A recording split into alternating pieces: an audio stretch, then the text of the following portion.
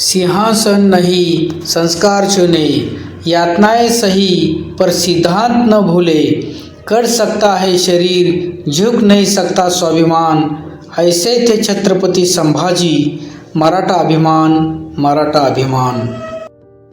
आपल्याच गद्दाराच्या मदतीने दिनांक 1 फेब्रुवारी 1689 रोजी औरंगजेबाचा सरदार मुकर्रब खान याने छत्रपती संभाजीराजांना संगमेश्वर येथे पकडले व तेथून पुढे त्यांना बहादूरगड येथे नेण्यात आले। तो आजचा धर्मवीरगड। संभाजीराजांच्या 2 समाधी आहेत, त्यातील ही तुळापूर येथील ही समाधी व दुसरी समाधी वडुबुद्रुक येथील आहे। 9 वर्षाच्या कार्यकाळात 120हून अधिक लढाई जिंकल्या। त्यांनी मुघल, पोर्तुगीज आणि सिद्दीस जेरीस आणले। ही आहे कवी कलश यांची समाधी।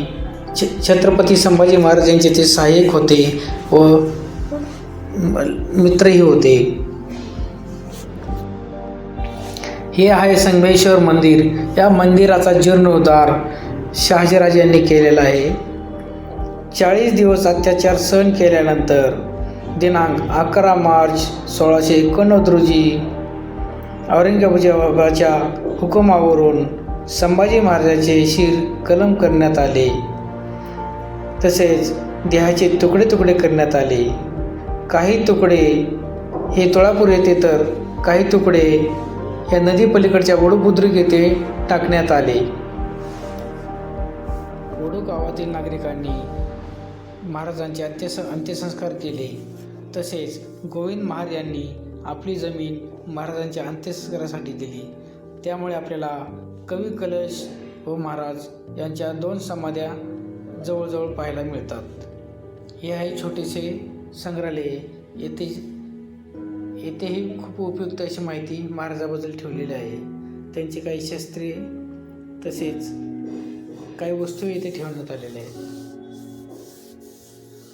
तुळापूर येथून काही अंतरावरच हे ठिकाण आहे, हे तुम्ही पाहू शकता। मित्रांनो, या ठिकाणी नक्कीच भेट द्या व आपल्या राजाच्या चरणी नतमस्तक व्हा।